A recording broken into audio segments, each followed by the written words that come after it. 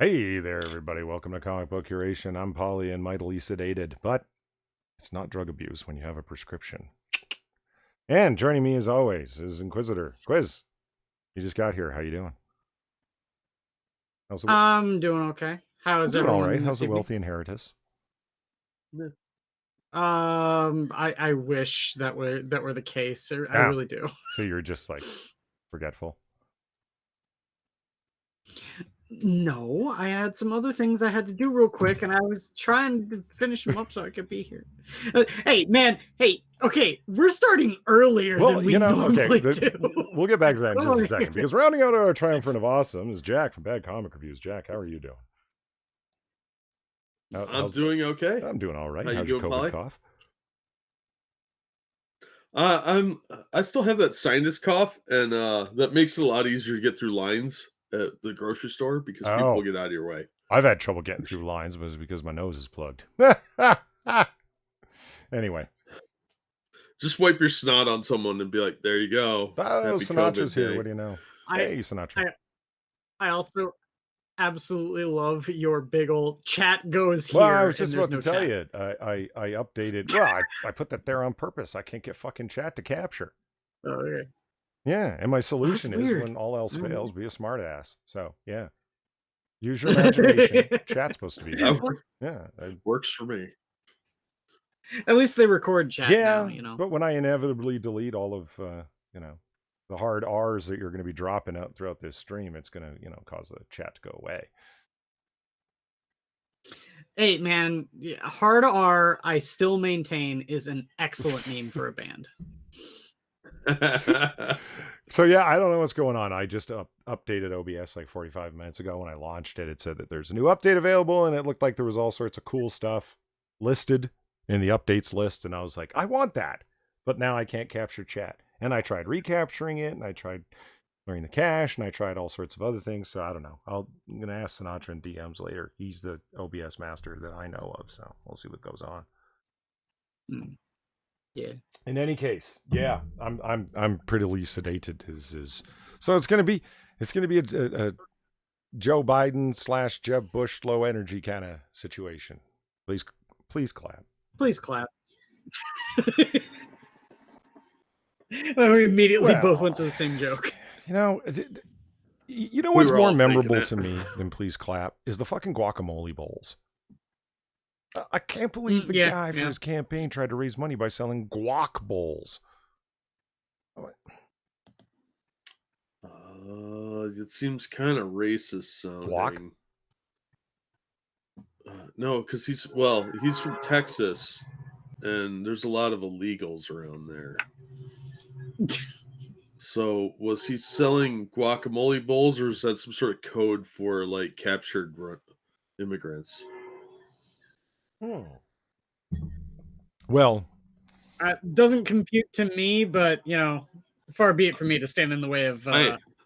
That's where my mind went, was that he was out absconding people at Home Depots.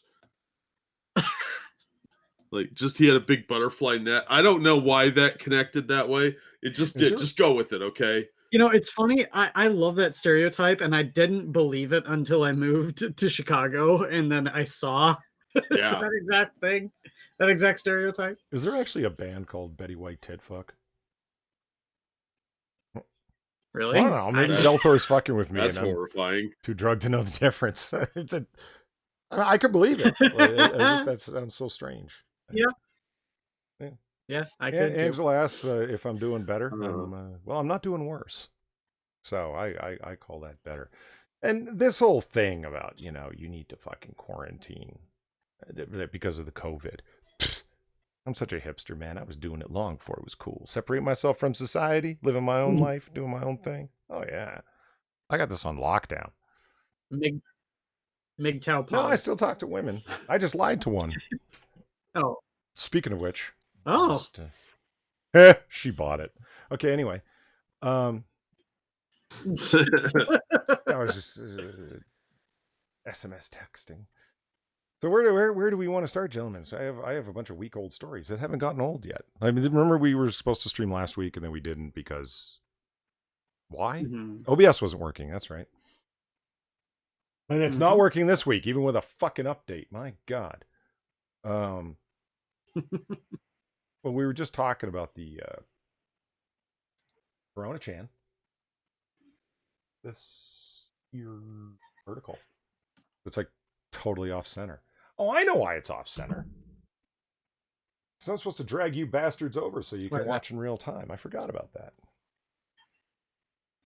Yeah. My doctor's terrible. Anyway, let's go over here and share screen. But he's not giving you the good shit. Is that it? Yeah. You had to make your own lean. Yeah, that's not the good shit. Have you listened to hip hop in the last 5 years? Oh my God. Bunch of fucking Xanax zombies, man. There's the reason they call it mumble rap. Kevin Bacon launches 6 Degrees campaign about social distancing amid coronavirus pandemic. Oh, get fucked, Kevin Bacon. Didn't that guy sell all of his, give away all of his money for magic beans and fucking cryptocurrency? I don't know about that. Formerly Rodline, yes, I am in Chicago. No, seriously, didn't he? Well, not magic beans. Well, not magic beans and cryptocurrency, but didn't he like invest in a whole bunch of retarded shit and it ended up like draining all of his money? The same way, what's that guy's name? He was in that show. He's real short. Danny DeVito? Okay, well, that meets the description, but no, not him. He played the lead executive guy after Unobtainium in Avatar.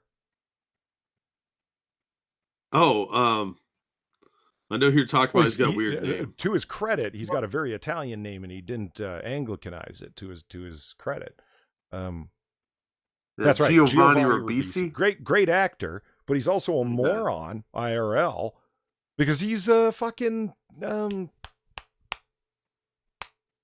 what's it called? No, crypto nerd. The non-religious cult that pretend they're a fucking.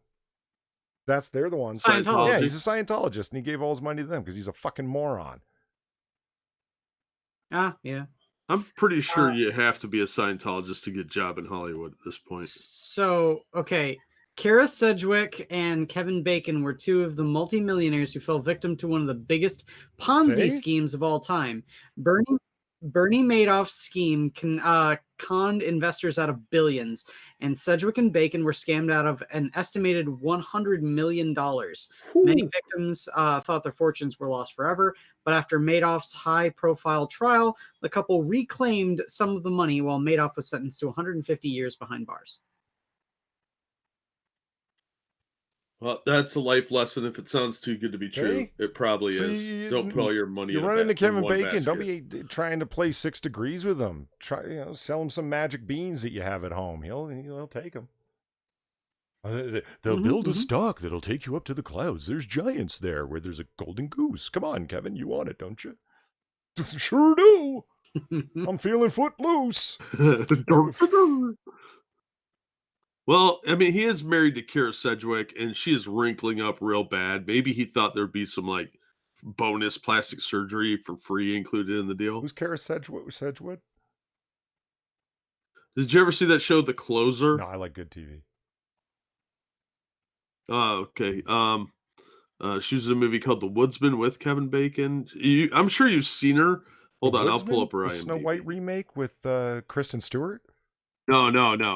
It's about a child molester. Very different. Yeah, very different. Well, let's be honest, not that different. What? It's Snow White. That's the Kristen Stewart film, right? Yeah, it's Kristen Stewart. That was Snow White and the Huntsman. Yeah. The Woodsman was about Kevin Bacon plays a kitty diddler that was released from prison, and he's trying to get his life back on track. And of course, he goes out to try and lure some kid, but that's neither here nor there. But he ends up meeting Kara Sedgwick, and they become like a couple. It's a very weird, disturbing movie, and it's really creepy. Anyway, let's see. What was she in? She was in 10 Days in the Valley. The The Edge of 17. Oh, these are all terrible movies. Yeah, they'd have to be because I've never heard of a single one of them. Yeah. Let's see. So many. The Game Plan. Jack's going through. Unholy Reaper's here. Hey, Unholy Reaper. Bad Comic Reviews is here. Hey, Bad Comic Reviews. And hey. Hi. Wow, that's weird. Chat's talking. Lion Patriots here. Hey, Camel from Rodline. My bizarre sexual stalker, Zelthor. Ryan Walters has been here from the beginning. Number one nowhere. How's it going? Okay. Oh yeah. So Emerald City Comicon is canceled because of the coronavirus. You know, I'm not surprised that conventions are getting canceled, but when you hear about like a really big one that there's like tens of millions of dollars behind it, like South by Southwest, I was like, ooh. Yeah, that's a huge financial like, hit you know for what I Austin. mean? Like, oh my God. Like, I mean, that's beyond just a given genre. I mean, they got all the things there. You know what I mean? Like, they create a big pageantry around Alexandria Ocasio-Cortez being there. I mean, it's lefty con, I guess. I don't know what to even call it anymore. It's stretched so far beyond its original intent. But I mean, God damn, that's a lot of fucking money just in the wind. As concerns are still developing over the coronavirus pandemic continue to mount, including more than a dozen cases of COVID-19 and some deaths in King County, Washington, where the convention takes place, Emerald City Comic-Con has officially canceled the upcoming convention. Originally scheduled between the 12th and the 15th, it is not scheduled anymore. I mean, that's rough, man. That's okay, yeah, it's a place for people that are already well paid to get more well paid, if you know what I mean. Yeah, you know, like the way San Diego Comic-Con is a place for them to announce films and to have stars come in and do their thing. They're not the ones I'm worried about. I'm worried about the people that, or I feel most bad for the people that live by convention money. You know what I'm talking about? Smaller up and coming artists, people that are trying to get noticed, people that are legit trying to get people to look at their scripts or get people to look at their art, and now it's just gone. That sucks. There's a lot of business that comes with cons. The one that was recently also canceled was Adepticon, and that one's other than Gen Con, the biggest tabletop gaming convention in especially the US period, but then there's also the Midwest since it's in Chicago. And the problem is that there's tons of people. I mean, tons of people that come to that one from all over the world. Games Workshop has a huge presence there, and they had to pull out because the convention was canceled. So think about all the time and money that every single person that was going to be traveling to that convention had to spend. What about their hotel reservations, their plane tickets, all that kind of stuff, especially considering it was only like 2 weeks until the con that it was canceled. That's an extremely late cancellation notice. So I don't know. This whole like all of this shit is becoming a perfect storm of bullshit. The Ryan Walters says Adepticon sounds like a Transformer. It's exactly what I thought the first time I heard it. In so many ways, it's like a perfect name, because if you're not a 40K nerd, you have no idea what that means, but it signals to everyone who knows the lore, you know what this is. It's great for that. It's just like perfect title. They're closing a lot of stuff. Disneyland's shut down. A lot of movies are getting pushed back. That Amazon Prime show, Lord of the Rings, where it's like $1 billion budget, that's canceled, or at least on hiatus now. The newest so weird. Fast Cars and Skinny Girls and Tight Pants movies set back a full year. What's it called? Wow. See? Fast you knew. My 12 Fast, 12 Furious. Is sadly, that's probably going to be. Is Bald Meathead who can't act in this one too? What? Oh, hey, of man, course he is. He was the Iron Giant. You watch your mouth. Yeah, okay. He was also Groot. I'm just saying.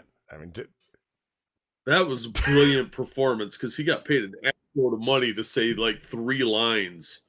You know the best part about that is that here's some trivia for you. Did you know that Vin Diesel himself did every single other language voice for What an every achievement. release for Guardians of the Galaxy? Well, no, it's, you know, think about it. He's got to do I am Groot, je m'appelle Groot. Look, sit there Yeah, and but do all. now he could go around the world speaking one sentence. Well, you know. I can't believe you said that as an achievement. I got nothing, man. It's like, did you know that well, they fucking paid him money? If he got paid anything more than a credit on his Screen Actors Guild card, wait a minute. Our voice actors. I mean, I'd take SAG? it. You wouldn't think so. Yes, but they ain't on no fucking screen. Well, no, but think of the overlap. Some of them have. So some of them who do that definitely do like small acting gigs. Well, you said do. Damn it, that overlap drives me crazy. You're the one that said it. I'm not gonna lie.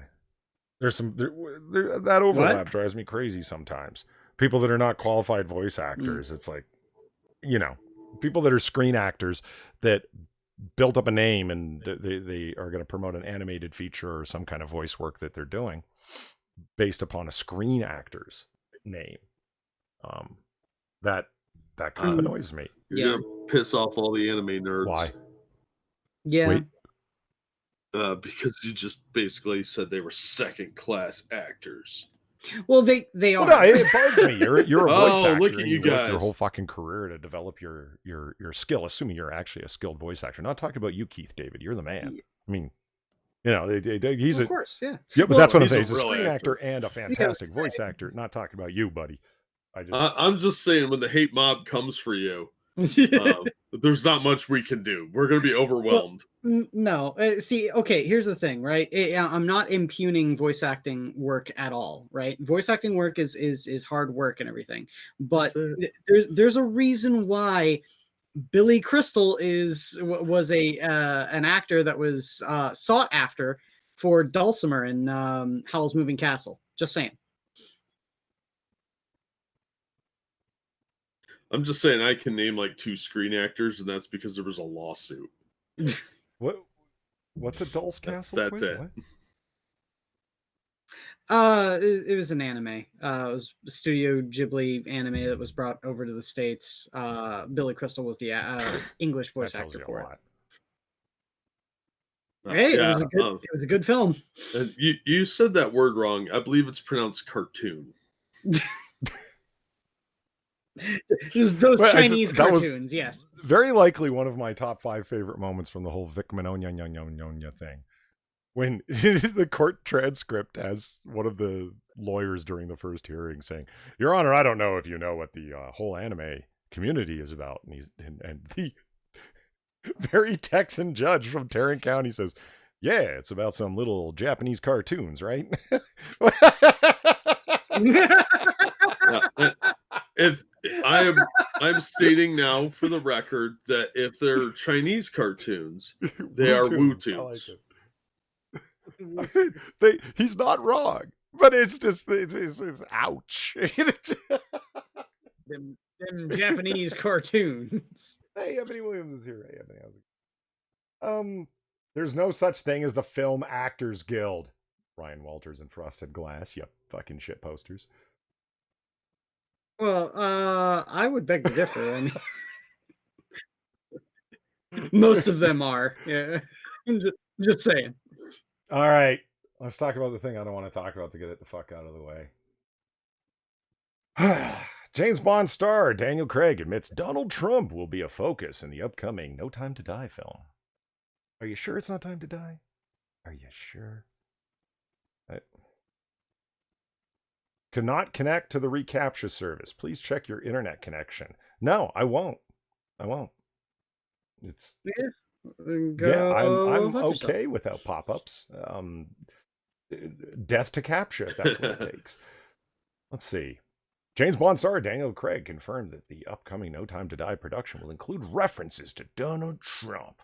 Craig spoke with GQ magazine in an article that Totally wasn't a promotional piece set up by his publicist, which more than likely was to promote the upcoming. Oh shit, they beat me to the joke.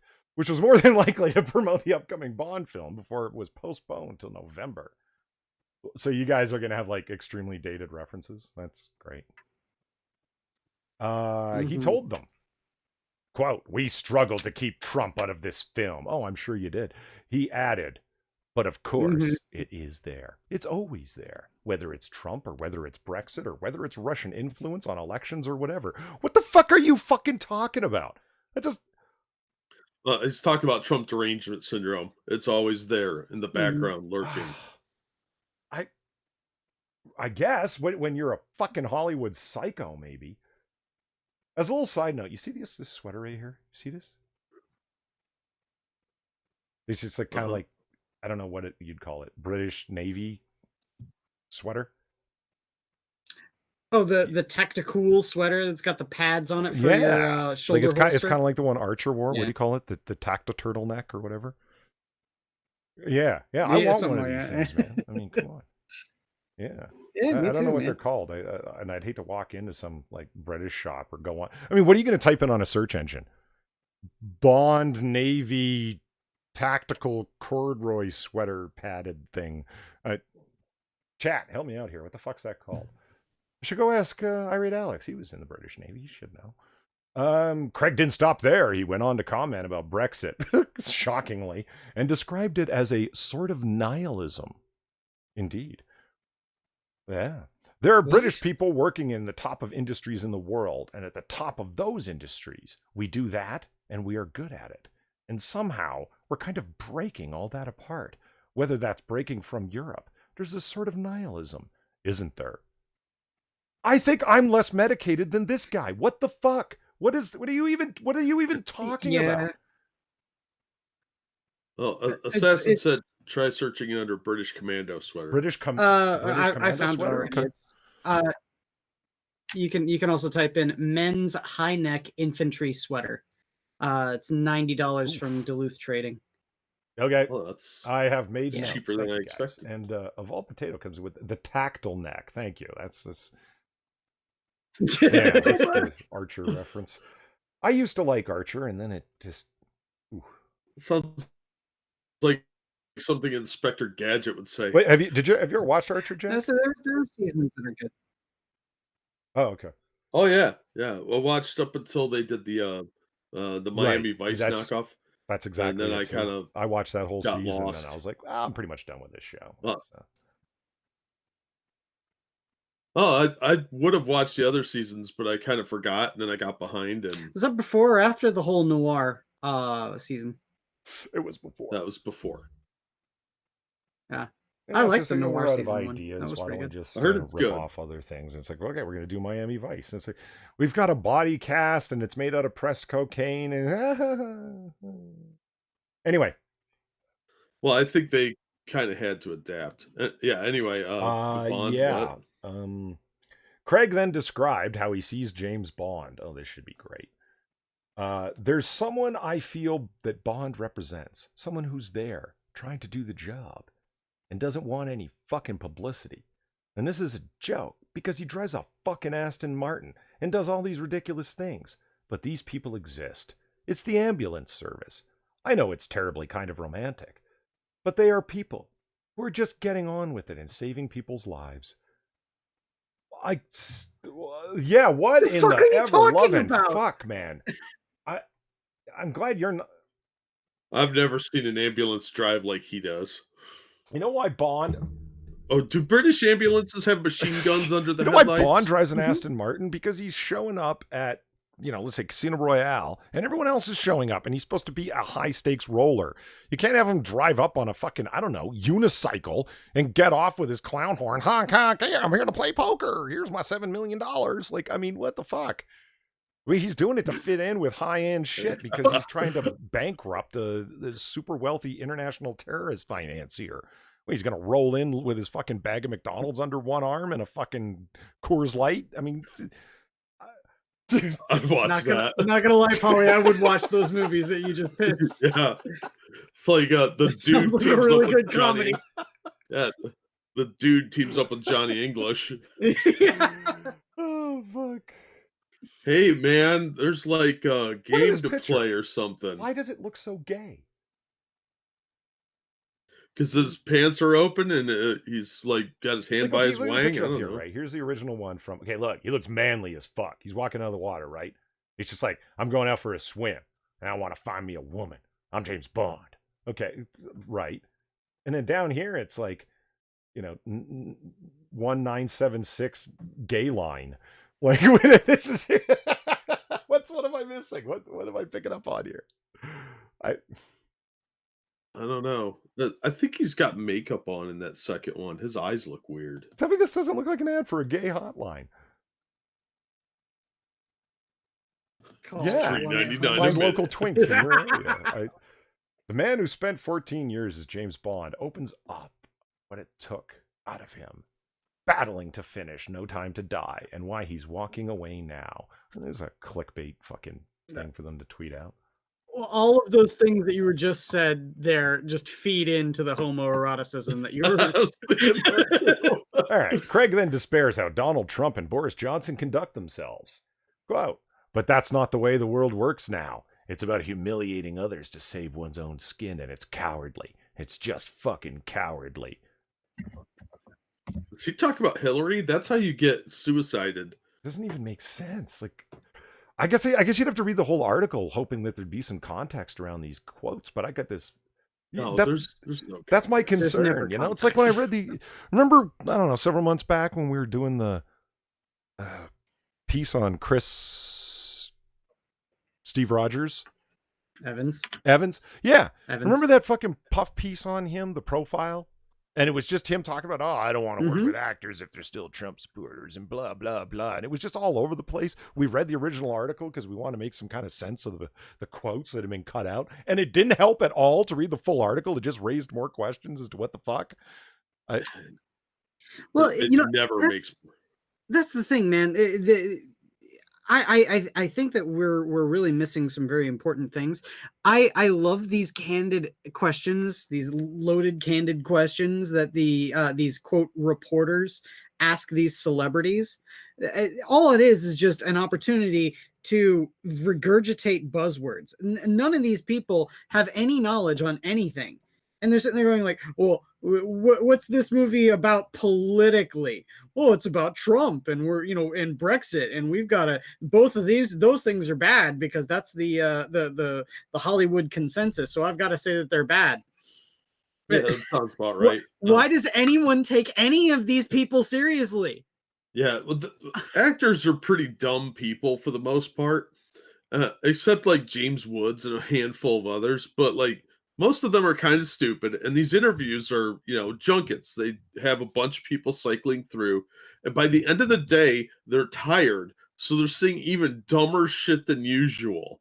So some of these might just be like the last guy to interview them, and they're so tired and intellectually vapid that they just start randomly throwing words out. Well, it's an exercise of critical thinking when you sit here and read the words of these people and say, well, how much of this do you actually believe? And I will say that I'm entirely with Polly here. A lot of these people are just going along to get along. That's not an excuse, and that's not a way to condone what they do and say, though. Yeah. If you don't have integrity to stand up for the things that you actually believe in, and you're just doing it because these, Politico journalists are going to twist your words into making you look horrible because yellow journalism is the, word of the day for the past decade. I don't care. I don't care at that point. You've lost your integrity. You've lost any sense that I'm going to sit here and try to believe anything that you say. So you say the word integrity, and I immediately think of like Harvey Weinstein. And Frosted Glass wins the quote of the day. Grab them by the pussy galore. That is very good. That's good. It's good. I like it. I'm impressed. I'd laugh, but okay, where were we? He's calling somebody fucking cowardly. Okay, not only does Craig admit that No Time to Die will have a focus on Donald Trump, but he also details that he was more heavily involved in the writing of this film. He says, I've kept my mouth shut before, and I've stayed out of it, and I've respected it, and I've regretted it. Oh, shut up. I don't really buy what you're saying here because, anyway, we'll carry on here. Writer Phoebe Waller-Bridge adds, he is incredibly passionate about the work. Bond is very close to his heart, and he fights for the integrity of the character every step of the way. Director Carrie Foran also states, Daniel's very adamant that Bond is the driving force in everything. He's the jackhammer. He is tireless. He's better than your dildo. He will work until he's basically crawling home. I know that was just an inserted. No, we don't line need to hear the there, pronunciation. Polly, but you do know Japanese. It's fine. However, recent rumors indicate. No, you do know there's a dildo named the Jackhammer, right? That was okay. That's the joke. Okay. That's the joke. Well, I don't know. It's just if you just listen to the description, it's so like. Did you realize that when you were saying it, how it sounded? Daniel's very adamant. He's the jackhammer. He is tireless. He will work until he's basically crawling home. Like, I mean, holy Christ, lady. What the fuck is going on with you and Craig? Yeah, work until she's crawling home, bow-legged and crying. Jesus Christ. Well, if they aren't crying, then you did it wrong. Yeah, right.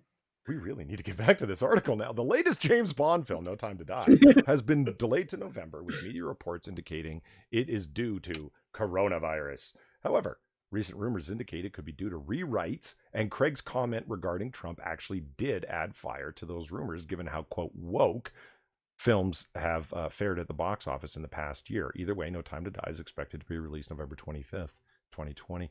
You know, that is the critical thing that I want to talk about in this. Oops. Okay. Just this last paragraph here. It's my highlights ain't working. Recent rumors indicate that it was due to rewrites in Craig's comments. Craig has made a number of comments about the film. Basically that the film is woke, to put it short. Okay. That it's political and it makes these commentaries and the whammons, and it's 007 is now the black lady. And Bond is retired, and he's pulled back in for one more job, that kind of thing, right? And the 007 moniker has been passed along to somebody else. The wokeness of it, and then it undergoes rewrites, and the rumors that are floating around about it, all on the Bond Reddit, are the rewrites are to de-wokify it. And some of those were backed up by the writer, Waller-Bridge. What's her name? Phoebe Waller-Bridge. That she never wrote the script to be woke to begin with. And then studio involvement had it be woke, and they rewrote it and they reshot. And then they went to do second reshoots to de-wokify it. That's good news. That's funny. That's funny. But that had to be expensive. True. Now, were these... I'd be interested to know if these reshoots happened after like Charlie's Angels. No, see, this is what I'm saying. I don't think you're wrong there at all. And that's the thing, is that a bunch of woke films do we have the time? Do you know what I mean, to do it? And if they do, and it's James Bond and they have a very large budget, we can, even though it's expensive, as you say, it's kind of worth it, because we had a bunch of executive studio involvement to add some shit into the film that wasn't there. And now it's like critical scenes where we kind of can't just edit it out of existence. We need to go back for second reshoots. If that is indeed the case, that's good news. I'm not against James Bond retiring and 007, the 007 moniker going to somebody else. I don't give a fuck. It doesn't bother me. What bothers me is that seeing a bunch of Mary Sue moments where female Bond can do everything that James Bond can, but better, and he's turned into this beta who's seeking her help because he's suddenly inept and incompetent. Who wants to see that? Yeah. I mean, I can't do this alone, Bond says, because Bond has had partners in every film. They often end up dead, but he's had Casino Royale. He would have been completely unsuccessful if it wasn't for Felix Leiter. Okay, I'm fine with that. Polly, you're mistaking the word partner for meat shield. What? Those are, since they end up dead, they're meat shields. You They're not show me where partners. Bond ever Just people grabbed that somebody and that take a was bullet for him. not a toss-away character, and you... No, but he'll be like, you go that way, I'll go over here. Oh, hey, March Hare's here. How's it going, March Hare? I think that's it for this article. But, you know, hey, listen, that I'm on a big Bond kick right now. I'm happy to hear that they might have changed the direction of the film to be slightly less obnoxious. Speaking of obnoxious, Valiant Comics promotes Heather Ontos to senior editor. One last thing about Bond, though. It makes me wonder how much of this is due to the studio cracking down or the producers cracking down. If the producers are sitting there saying, fuck the studio, we know this is going to tank the film, and the higher executives doing their little micromanaging thing, or if it's the studio sitting there saying, holy shit, our forays into the woke culture have not been yielding results. Abort, abort, abort. Well, now Sony's doing the Bond movies, aren't they? No? Well, oh, shit. Who the fuck bought United Artists? Because, I mean, the production studio is famously Eon Productions, but, you know, who's the distributor, right? That's what you're asking, and I'm... Good question. Maybe it is Sony. I don't know. Chat? Go on. Your point, Jack. No, my point is that maybe they looked at the numbers from some other movies they did that were tanking and figured out the common denominator of what people were saying, and they decided to rework it because they've got too much money invested in the Bond franchise. Yeah. If that goes down, it could drag down the studio by a lot. Can you imagine crashing the James Bond IP?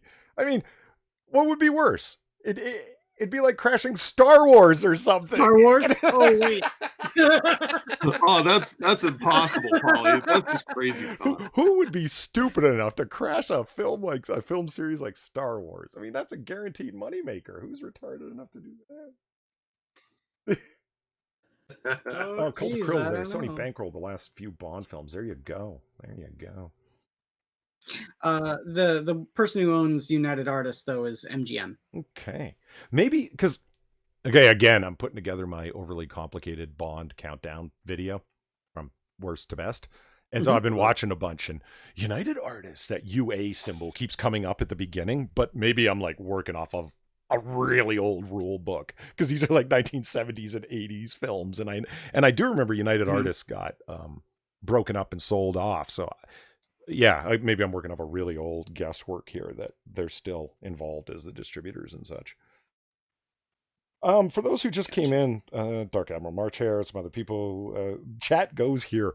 That's my cheap joke. I can't get chat capture to work after updating OBS like an hour or more ago. It won't capture, so I'm gonna have to fuck around and figure out what's going on. So in case anyone's wondering what that giant blank space is for, chat goes here. And yes, that is the default font that OBS gives you for things. So you know, here's Heather Ontos, and again, she's not an unattractive lady, but then she opens her mouth, and oh my god. I mean, like, seriously, when you look at her, you think, you're a weird cat lady? You? Why? What are you giggling at? What the hell? It's true. Out of context, she's not a bad looking lady, but she opens her mouth, and, oh my god. That's what I was giggling at. Hey, Valiant Comic announced they promoted Heather Ontos and Lysa Hawkins to senior editors despite massive losses in sales since 2018. Oh fuck! You know, there's an old saying, and it's true in academia as well, that it gets said a lot. Mediocrity gets promoted. You know, in military they talk about that. It gets said in academia, and there's a lot of truth to it. If you excel, you don't get promoted within your campus. You get a better job elsewhere. And if you absolutely suck, you get noticed and cut. So then who's left? The mediocre, middling people, and they get promoted. If you're half-assed and you don't rock the boat, those are the people that end up being tenured professors. It's frightening but true. And I think it's but in the comics industry, It seems like being a complete fuck up is how to get promoted. Hell, you either fuck up or you fuck up. I see what you did there. Well, I mean, like Sana Amanat. I mean, not promoted, hired right to the top, blessed to the top position, never having had anything to do with comics before she had that job. What the fuck? And now she's the senior creative director. I forget what her exact title is at Marvel. Are you fucking kidding me? And Heather Ontos has fucked up everything she's touched. She's got the reverse Midas touch. Everything she touches turns to shit. It doesn't seem like she has much editorial involvement at all. I remember reading an interview with her, and she talked about her editorial involvement, and there was no story arc direction in it. She says she leaves that to the writers, and I'm like, how do you expect story unit? Obviously you don't tell them how to write. That's not your job, but she's just into work allocation. Like she's in control of the Google spreadsheet that everybody has access to when who gets what job. If you know what I'm saying, she's an admin person. And I'm like, Heather, there's more to editing than that. And I'm not an editor. And I know that. Having read interviews with numerous editors, you're like, what about the creative direction and the story arc direction? It explains a lot of how comics under her direction all were extremely episodic and didn't have connection, like from one issue to the next. Do you know what I mean? Yeah, well, that can be okay, but when you're dealing with a shared universe situation, you can't do that because you have to know, like if in this case Exo Man of War shows up in an issue of Bloodshot, you need to account for that time in the Exo books. And she's not going to do that because there's no hands-on, there's no oversight. So you could do something that's character altering to them in Bloodshot, and it would not appear at all in the Exo title. Okay, that's bad. So, oh no, go ahead, Jack. Oh, that's bad for continuity, and it shows a lack of editorial oversight. Yeah. Speaking of editorial oversight and everything like that, the minutia of Sana Amanat, right? Sana Amanat did work in publishing before being hired at Marvel. She worked as a magazine publishing for several years before getting hired at Marvel. She also studied political science at Barnard College in Columbia University in 2004. It says she studied it? And her... That's the nice way of saying you didn't graduate. Yeah. Yes. And her job title is Vice President of Content and Character Development. Chief grifter on character creation to make sure her character stays alive, so she's always getting the residuals, and then refuses to allow her own character's comic to be canceled because it's kind of her job. Any other industry, you know what they'd call that? A conflict of interest. Can you... I forget who I was talking about this before because my memory's all fucked right now, but I think it was in Discord I was talking to some people. Imagine a loan officer at a bank guaranteeing loans for businesses that they had personal investment in over and over and over again, despite how shitty the course of investment, the repayment of the loans was. That's illegal, actually. But Sana Amanat creates his character, Kamala Khan, owns part of the character's residuals every time they use that character. And despite the not just lackluster, but disastrous sales of every book that character's in, they never get canceled, ever, because she's the one who makes those decisions. So she keeps getting paid no matter how bad the comic does. Jesus Christ. If I worked at Marvel, considering the way they're willing to yeet people out the door, would you say anything? I wouldn't. It's like Sana, you're kind of acting like a criminal. You're a racist and a sexist. It's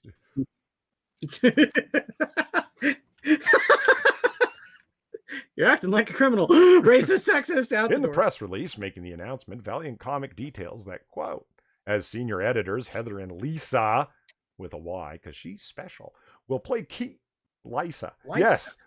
Heather and Lysa will Lysa? play key roles in managing the editorial department, crafting the future of the Valiant universe, overseeing relationships with comic book creators, and much more.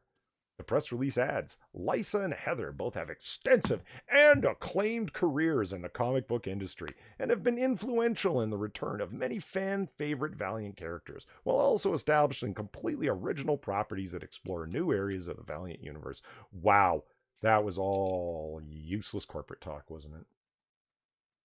Yeah, I also have to wonder what it means by establishing relations or managing relations between was it comic creators or something, right? Is that what it said?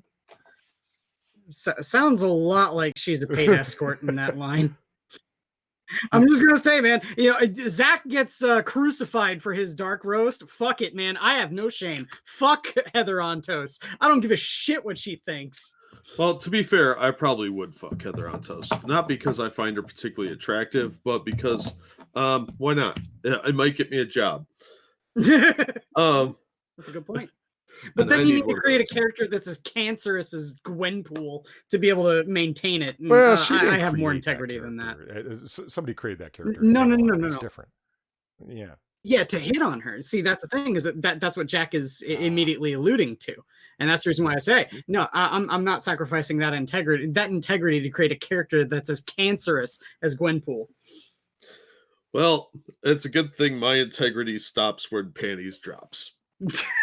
Have I told you guys about the? Have I told you guys about the adventure of my French press? No. What does that have to do with panties dropping? I was just pouring coffee. There's a French press could drop some panties. Girls like French press coffee. What the fuck? They really do. They anyway, there's a crack in the side of the heat treated glass part of it. Okay, and that crack gets a little bigger every time I pour boiling water in there. Do I stop? No, I go boldly forth. It's an adventure, because one day it's gonna snap and pour boiling hot coffee ground water all over the counter. Do I slow down? No, because I'm a man of international mystery. Polly lives on the edge. This is I'm dancing on a knife blade every time I make coffee. This is the harrowing adventure that is my life. Assassin pointed out you forgot Spider-Gwen. Good point. No, that too. Yeah, all of them, all of the Gwens. They're all cancer. She probably has daddy issues as well. Well, Unholy Reaper. Oh yeah. If her comics are any kind of indication, and she is actually giving any kind of editorial advice, or at least promoting the people that tell those stories, all of her female characters have completely absentee fathers, and they bristle against authority. You're not going to tell me what to do. I'm completely independent in my own way. It's that doesn't speak to daddy issues at all. You're not a running stereotype. But look, as someone who dates a lot of chicks with daddy issues, if you want to break it off with somebody like that, you have doggy sex with them while wearing their dad's cologne, their dad's preferred brand of cologne. Then right as you finish, say, "Good girl," get dressed and walk right out and never talk to him again. Speaking of wearing men's cologne and weird daddy things, we're on that subject, and I'm medicated, so I can go crazy tangent style. Billie Eilish, she's got some lyrics that concern me. Like, I'm the bad guy. I'm the one who will seduce your dad. Did you? What? Wait, what? Take a look at that chick and tell me she doesn't have a how million is that daddy your issues. you wrote that? And it's like, you hate me because I smell like your boyfriend's cologne? Like, whoa, what the fuck? What is with this song? First of all, I didn't know I had a boyfriend. Second of all, I think it's for one of her female friends. Oh. Yeah. Polly, that's also a rather really bold assumption that you would think that I have listened to any of her music. Well, I don't know. So Far and I, looking for content for Noir Bar, we're over on Wattpad. Wattpad? No, okay. Mhm. Like really bad Yeah. fanfic site, basically. I mean, it's not supposed to be, but that's what it Mhm. ends up being. And there was a shocking amount of lesbian fanfic about Billie Eilish. I'm not Oh, yeah. shocked. And I was like, Jesus Christ, every third fanfic up here is about some 14-year-old girl that's gay for Billie Eilish. What the hell's going on here? Which led me to like, okay, you know what? I've heard of this girl forever and a day. I want to go listen to a track. And that's how I heard that song. And as those lyrics are going by, on the one that'll seduce your dad, on the bad guy. And it's like, what the fuck? Anyway. Let's move on. Different article, shall we? I don't know if Heather Ontos is. I mean, she's going to crash Valiant Comics. Not crash it. Just it's not going to do any better. It's going to continue to fail more and more. Did you really think like what? That was your superstar? What, you hired her and Lysa to come in and correct the ship's course? Really? What ship correction or course correction have they ever done that was successful? I mean, Yeah. And was it at Marvel? Because that's patently false. man. Okay, there's a Star Wars tab here. I don't know what the article is. We're just going to wait for it to load as we all sit here, keep each other company. There it is. Star Wars High Republic author Daniel Jose Older promises more gender non-binary Star Wars characters. Jesus Christ. I don't even. Great. Just double and triple down, guys. You know. This tab. What the fuck? Oh, what the fuck? All right. Anyway. Star Wars. Oh yeah, we skipped the first paragraph. It just repeats the headline.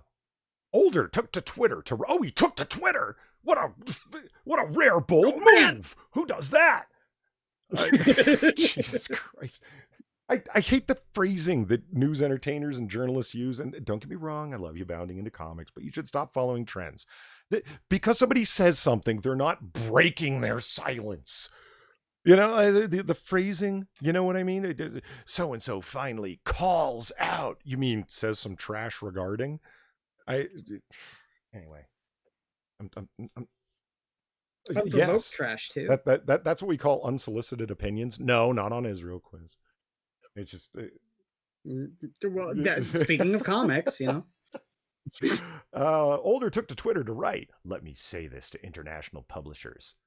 Taka Foreign was not just the first, and I can promise you they will not be the last gender non-binary Star Wars character," he added. "So you would do well to figure out how to handle that correctly for translations." Okay, that doesn't just kind of come across like a threat. That is a threat. Like, motherfuckers, straighten up, because I'm going to do some shit. What? Do it. Fuck it.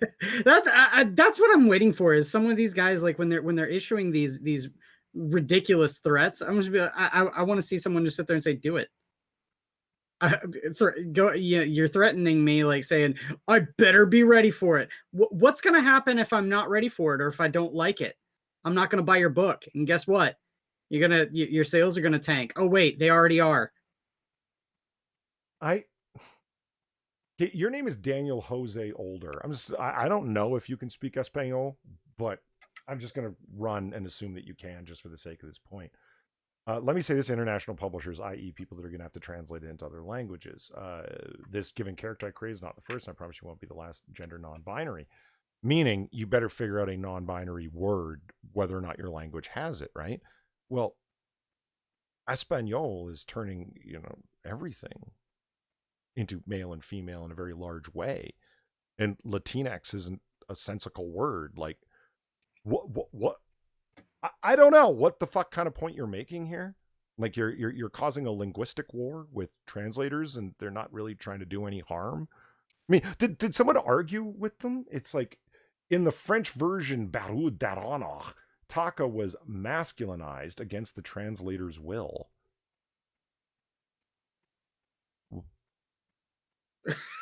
It's making it sound like the translator was raped. What the fuck are you talking about?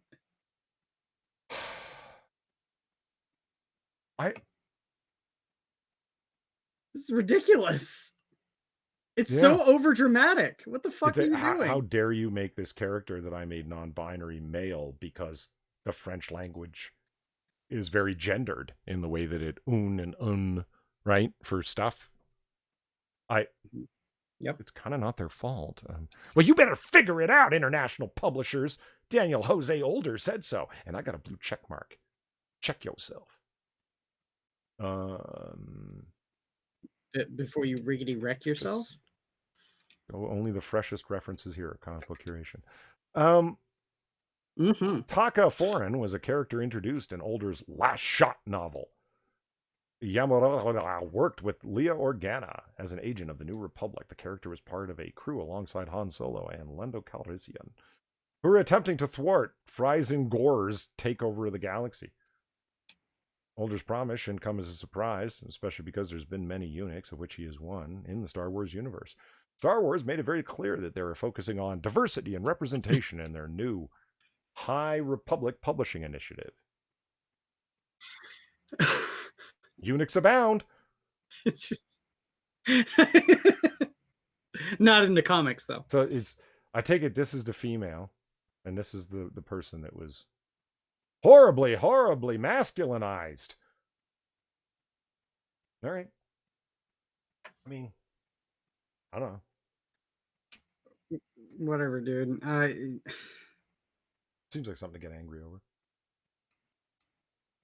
Well, you want us to get angry over the other thing? Do you have an article pulled up about that one? The new Marvel comic? Okay. Yeah, because that one has to do with non-binary as well. U.S. lawmakers advised to adopt Vulcan salute to combat coronavirus. Yeah, it was funny. I've been going through several job interviews lately, all of which have not panned out. I'm thinking probably because of the whole coronavirus panic. It's because you're not non-binary. No, but the typical bit when you go in for an interview, at the end after you've had the interview and everything, you're supposed to, the customary thing is to have to give a handshake, right? Well, I can't tell you how many of them were just bump elbows. You know what? Like, okay, come on, dude. Do I look dirty? If the bump elbows is okay, just do the double elbow bump. I already did that. It's a cheap way to chest bump with a girl. Think about it. Do the math. Yeah, right. You can get real close face to face. It's elbow bump, girl. Yeah. How about I motorboat you instead? Frosted Glass says you already have aliens. You're already diverse. Yeah, I know, but it doesn't make a difference. I mean, these are. I don't even get it. What the fuck? You're transporting. My favorite bit was 2020 Earth politics into a galaxy far, far away a long time ago. What the hell? No, my favorite bit about this was there was a while ago when the D&D supplement, the adventure book, Tomb of Annihilation came out, right? And there was people were absolutely losing their shit about race representation and shit like that within this setting. Yes. A setting where literally every single human is equal to any other human, and there are literally different races, like dwarves and elves. No, we have to focus on black people in D&D. Are you fucking kidding me? Yeah, those are called drow. Those are black elves. Yeah, like I said. Let's talk about the crime statistics amongst the drow population. They're responsible for a disproportionate amount. I don't want to hear about the 13% of drow. Okay, look. Let's go back. Okay, as the coronavirus epidemic continues to spread, U.S. lawmakers have been advised to use the Vulcan salute. Advised by who? I want to do who? According to Tampa Bay News 8, lawmakers on Capitol Hills were given new instructions on how to protect themselves from the virus. The House of Representatives attending physician has been asking them to stop shaking hands or touching people during greetings. Okay. So the House of Representatives attending physician said this. Is this person a Star Trek fan by any chance? Probably. Yes, I would guarantee it. Like, I'm a Star Trek fan, but come on, man. Some senators have stated they will resist shaking hands with President Trump after he reportedly came in contact. You know you're on CBR when, huh? The president has apparently refused to take a test to confirm whether or not he had COVID-19. Actually, you say apparently? Actually, he did, and it came up negative, and the news entertainers said, we don't believe him. So, I mean, whatever. Get fucked. In the same time frame, a half a dozen lawmakers have placed themselves in quarantine after coming in contact with the same individual. Yeah, one of them was Ted Cruz, and everyone said he was just making a play for fucking notoriety, trying to ride the trend of coronavirus news and to put himself out. And then he got tested, came out that he negative, he didn't have coronavirus, and they said, see, it was all just a big play. Okay, wait a minute. So is the guy a scumbag for quarantining himself and causing a stampede to quarantine people? Or is he a scumbag for lying about it? I mean, it's the news changes every 3 fucking seconds. Never mind what we're saying 5 minutes ago. Pay attention to what we're saying right now. Well, no, he's a scumbag for killing all those people, for being the Zodiac. The Zodiac killer, yeah. He's walking up to people, having a nice picnic, and then blowing the back of their head off. Can you imagine working this hard to get this ripped just to wear this wig?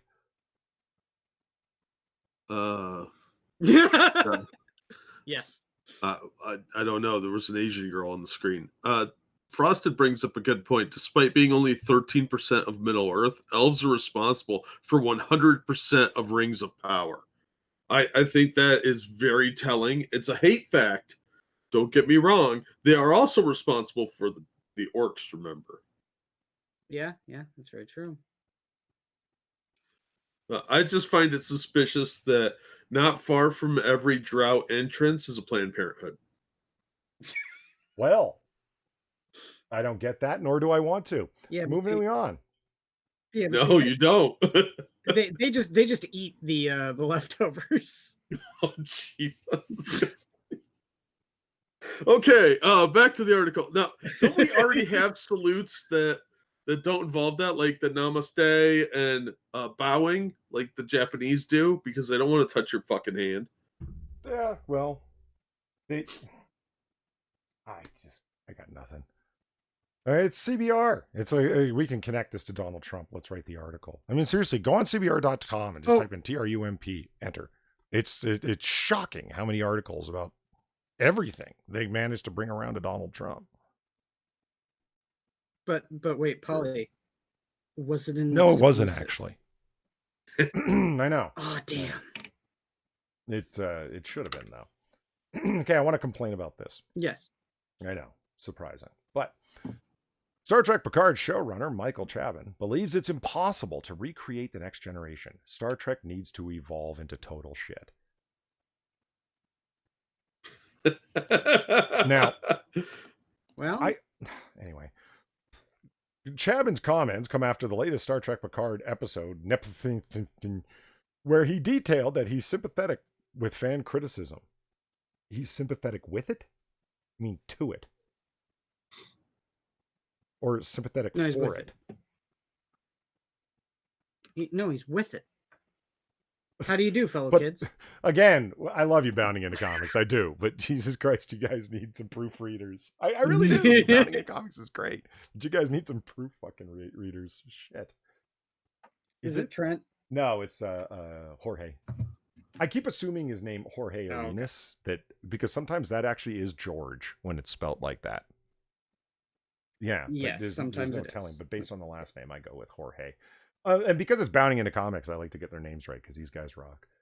After the latest Picard episode, where he detailed that he's sympathetic with fan criticism, but believes that Star Trek needs to evolve, he attempted to connect to the current fan pushback when he described his initial reaction when he saw the first episode of Next Generation.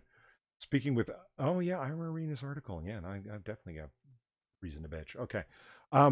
When I sat down and watched the very first episode of The Next Generation, the night it premiered, my first reaction was, I don't like this. What is this crap with the bald actor? And a counselor on the bridge? Why do you need a first officer? Like, who's the captain here? And who's this android? Just a knockoff Spock? He believes that fans will come around like he did to The Next Generation. These things take time. and the shock of the new can be very real. Okay. I'm going to go on, keep seeing it, because, all right. However, Chapman seemingly misunderstands many of the fan complaints. Yes. He seems to believe that fans want a recreation in the next generation. He makes very clear when he says, even the most sincere, especially the most sincere, committed, genuine attempt to recreate the next generation would fail miserably. I agree. The problem is, fans aren't asking for a clone of the next generation. No, we're not. They just want a Star Trek series that's faithful to the actual Star Trek franchise and brand. Amen. They don't want Star Trek to take pieces of Altered Carbon, The Expanse, Star Wars, and slap a Star Trek brand on it. Preach. Preach on. They want Star Trek to remain Star Trek. We want to return to the franchise that gave us an optimistic view of the future, while also challenging us intellectually, morally, and ethically. All the yes. Indeed, Chapman explains Picard is about telling the story of how times change and how 20 years you can have a completely different place you never would have imagined. He adds that he wanted to tell the macro story, of course, of the season about the legacy of the Borg and the lives of former Borg characters, and completely ignore that the giant disastrous war that killed billions with the Dominion never happened. I think we just understood immediately and intuitively that a lot of former Borg would find themselves in fairly tragic circumstances. Never mind the family members of the billions killed during the Dominion War that we pretend didn't happen. I think he hit the nail on the head for a lot of people. Picard is definitely a Star Trek show that puts you in a completely different place that you never would have imagined. Yeah, right. Not a good place. Okay, it just goes on from there.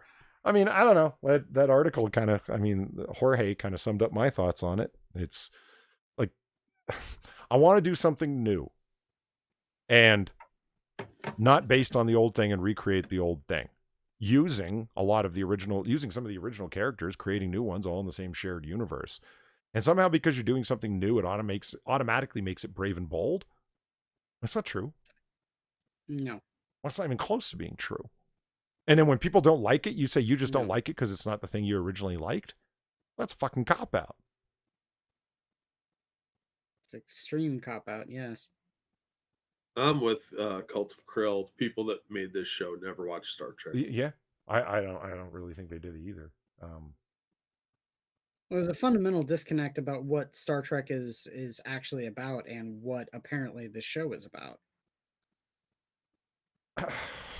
I think Picard's going to be incredibly dated very quickly. You know what? It is. Oh, dude, Discovery's dated the second it aired. Like, it was dated the second it was filmed, and then you're seeing it, and it's a flashback to what they were thinking and talking about a year ago.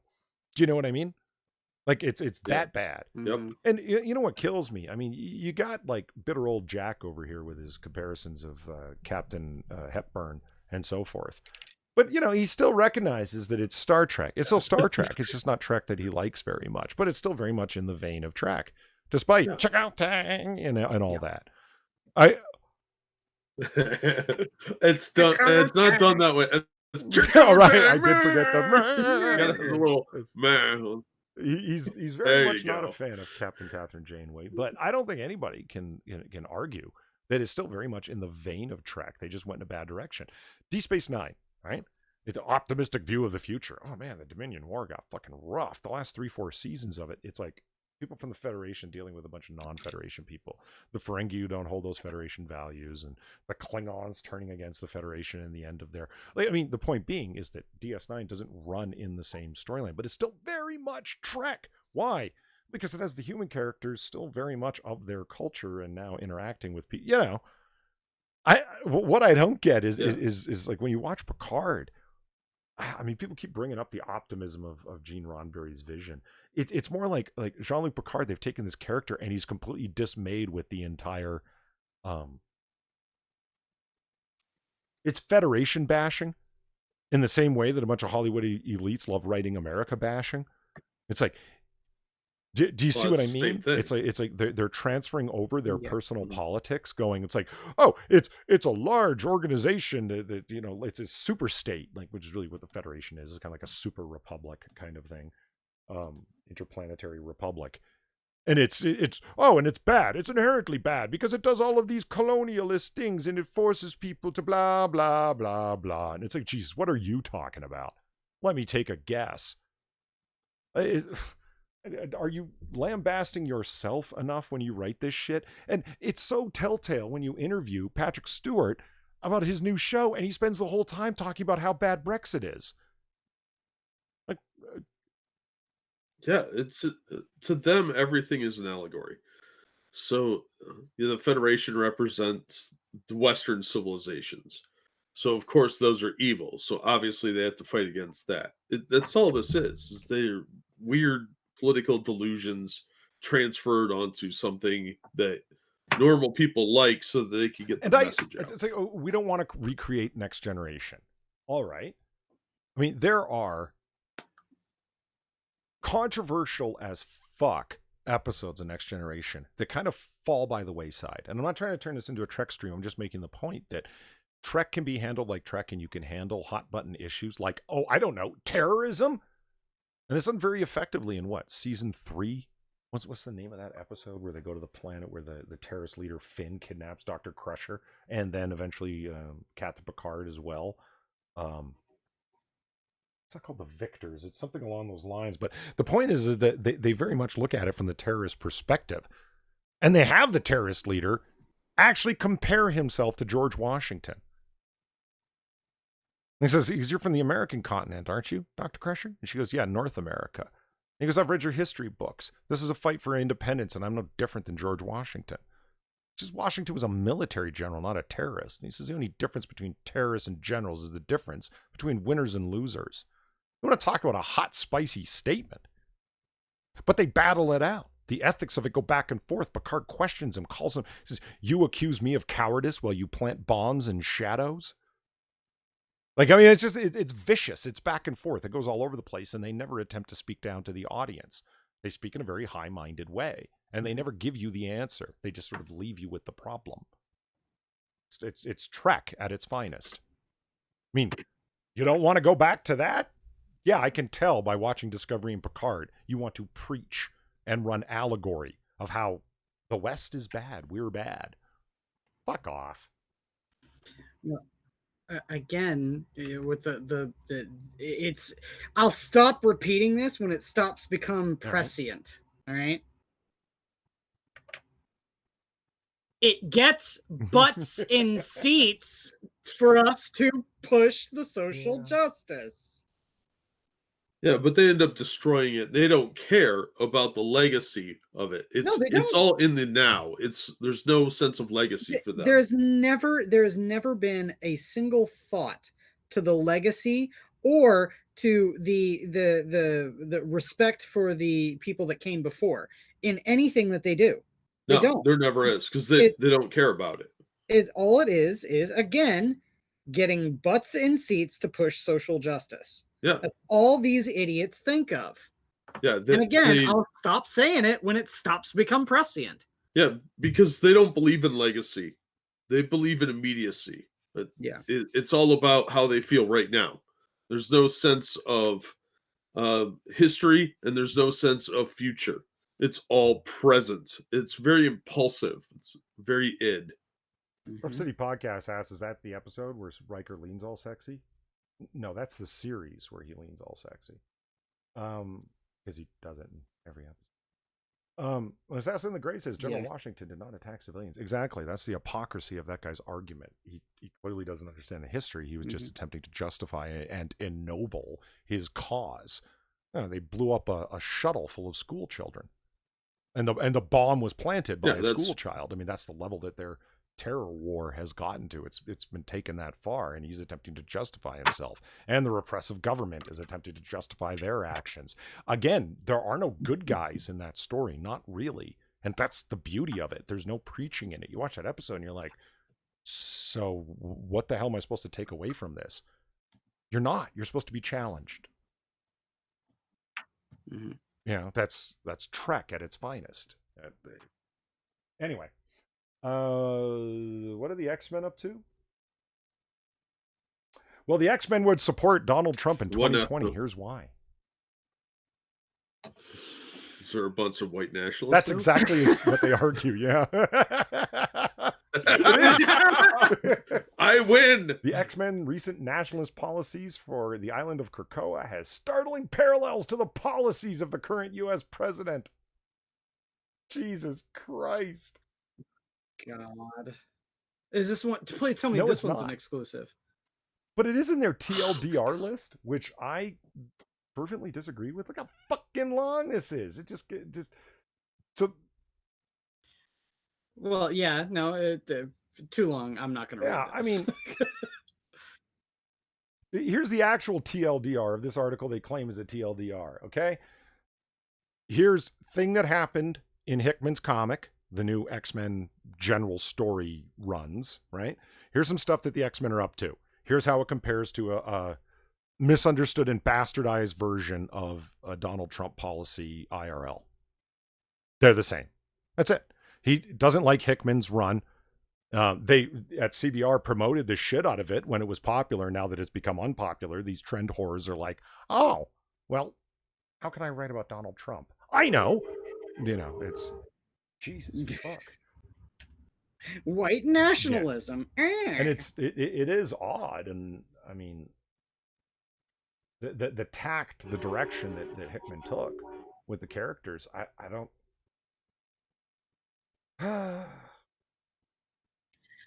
It just screams to me that he wanted to write for the Brotherhood of Evil Mutants and decided to say, fuck you, you're not letting me write a villain book about Magneto and his friends. I'm gonna make every single mutant a villain. That's the only takeaway I can think of with how you guys have been describing this series, because I'm sure it's fucking not gonna read this. No, I would avoid it. I would describe it as this is how Hickman sees Republicans, and he's going to make some kind of Trump allegory. I guarantee it. He's going to come out and be like, "It was about Trump's America." Blah. But why the X-Men? Yeah. Why not? Because he could. I mean, he has some kind of message he wants to get out. I mean, seriously, this is how he's doing it. So yes, why the X-Men? Fair enough. But he was given the directorial and editorial authority over all the X-Men comics, the Hickman relaunch, right? Now, so he already has the X-Men. So what am I going to do with them? And he's like, okay, I want to do Republican GOP Trump analogies with them. Like, let's just say that that's his thought. And he kind of says this idea. Can you picture a single soul at Marvel going, no? They're going to go, fuck yeah. Right? Like, who's going to tell him no? Yeah. I mean, he already had the X-Men and then decided what he was going to do with it, if you know what I mean. He was tasked with writing their new direction, and shockingly, this is the direction he took it in. Yeah, he turned them into a bunch of ethno-nationalists, and he doesn't seem to care how it has ramifications for the long-term X-Men. I think it's going to really backfire on Marvel. But that's just me. Oh, Marvel can't stoop any lower. Oh yeah, they can. Just wait. We talk about the. Are we talking about that today, Polly? Oh yeah, we're going to talk about that. Oh yeah. Well, I would say they could stoop a lot lower into the bottom of that. Glass is trying to outdo himself. X-Men, House of MAGA. No, what they need to do is somebody sets foot on Krakoa that's not supposed to be there. One of the mutants hits them and says, "This is mutant country. This is mutant country." Yeah. Oh my god. Okay, here, look. And it turns out he staged Black Cat's brand new costume, Iron Cat. Oh my god. Why is everything an Iron Man it's funny you say that. In an upcoming issue of Black Cat, it transpired that she steals her new costume from Tony Stark. Well, the costume looks okay, but it doesn't need to be Iron Man-ish. It could just be a new costume. Yeah, absolutely. This is just when I saw this, I was like, what, really? I don't actually mind that costume. That character design looks fine. The costume looks fine. Yeah, but don't make it Iron Tech. I kind of like how it's sectionalized. It's so lazy and stuff, like the different platings, and it's got some lights here and there and some claws, and it's like, that's cool. But I just like, does everything have to be Iron Man tech? I hear you. What the hell? This is lazy. Yeah, they're just watering down Iron Man more and more, probably because he's a man. You remember the Iron Man story arc, the Armor Wars. That was cool shit. And Kingpin had a big play in it, right? Because he's, international super criminal, and he's going to steal tech from here and from Stark Fujiwaka and Wara, whatever. Why not have Black Cat? I'm just throwing ideas out here, just spitballing. Instead of getting it from Tony Stark, how about she gets it from a Stark competitor? And specifically to rob stuff from Tony Stark, because, she is a thief. And that's exactly why they armored her out in this way. Like, it's almost like it would fit into the universe and make sense and not be boring. Yeah, but that's too good of an idea, because that sounds like, like high-tech industrial espionage type stuff, and that's too smart for a Marvel book. I mean, they got to dumb it down because their readers are dummy dumbs. They recruit her, like Felicia Hardy, to do this, to be like industrial espionage agent, because it's like, you already are a thief and you know how to get into places you're not wanted, but you're not breaking into a museum to steal some fancy diamond here, Miss Hardy. We're gonna suit you out with some tech that's gonna be able to help you. Dun dun dun! I am Iron Cat, and she comes out and does that, but then she's playing against them and steals information from them and is actually selling it to a third party because Felicia Hardy's no one's idiot. And it turns into this whole, why, I'd want to read that comic. Like, it's... No, that made too much sense. I don't know. That won't fly. How in that storyline are we going to make a slam against Trump?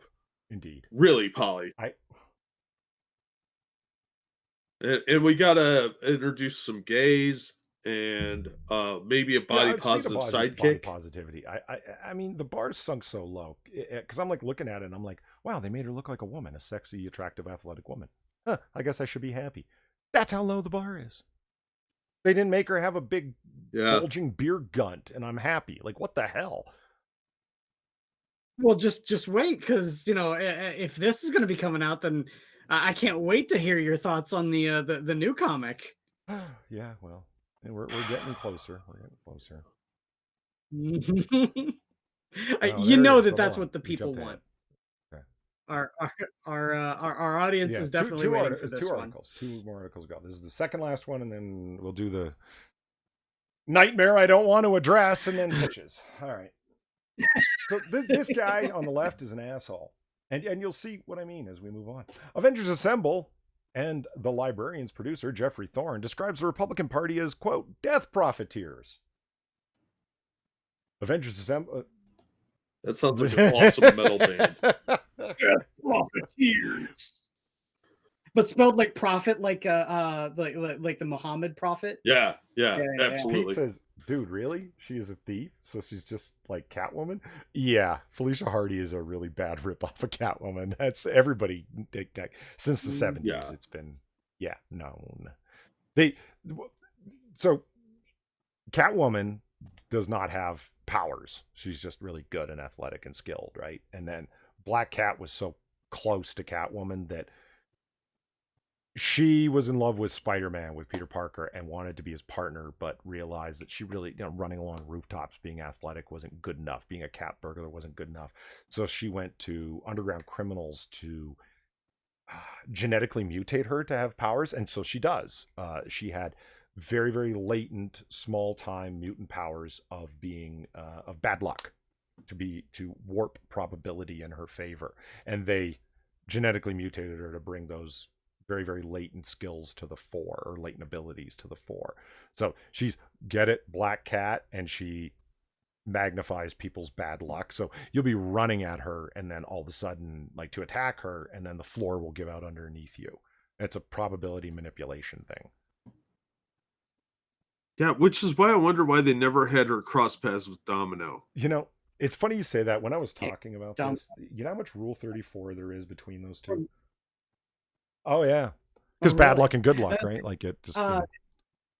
Well, yeah. I'm kind of shocked then that they didn't go with the hetero and have her with well, we already covered... Wait a minute, did we? I think that might have been one of the weeks we missed, or we didn't cover the article. Felicia Hardy, yeah, she's gay as hell in the comic book that they ran. Yeah. I'll go course. find that article. I don't think we talked about it. I'll bring it up. Yeah, well, I mean, she's holding hands with her little female friend. They basically. They made her gay as hell. Oh no, we did. Black Cat is gay as hell. Remember we did it with the. Oh, I know what happened. That's with the episode that got all fucked up because OBS kept crashing, right?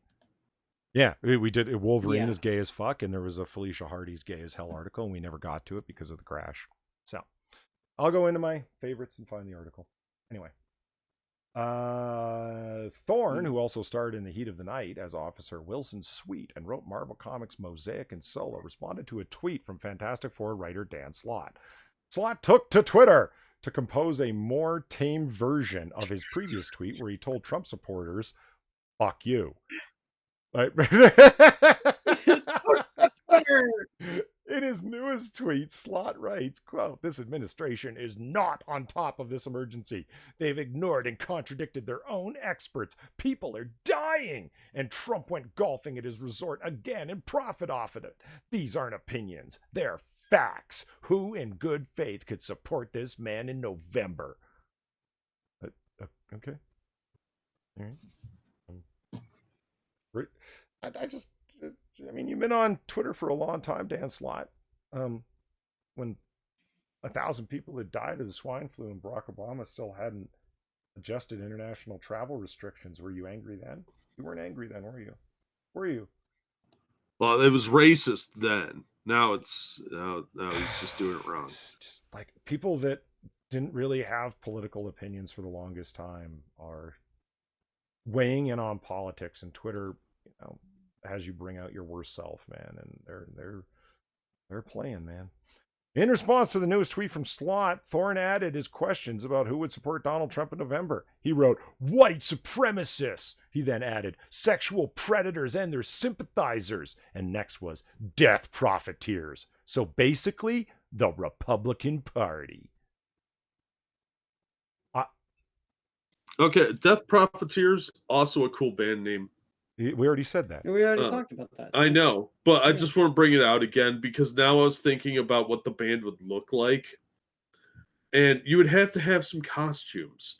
So your lead singer should never be on stage because he'd be Muhammad. Yeah. But no, this guy's a fucking idiot.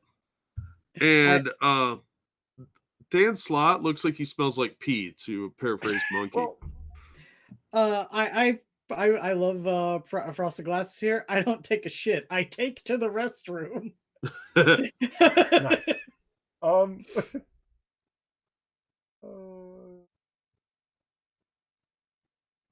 Which is also a euphemism for Twitter.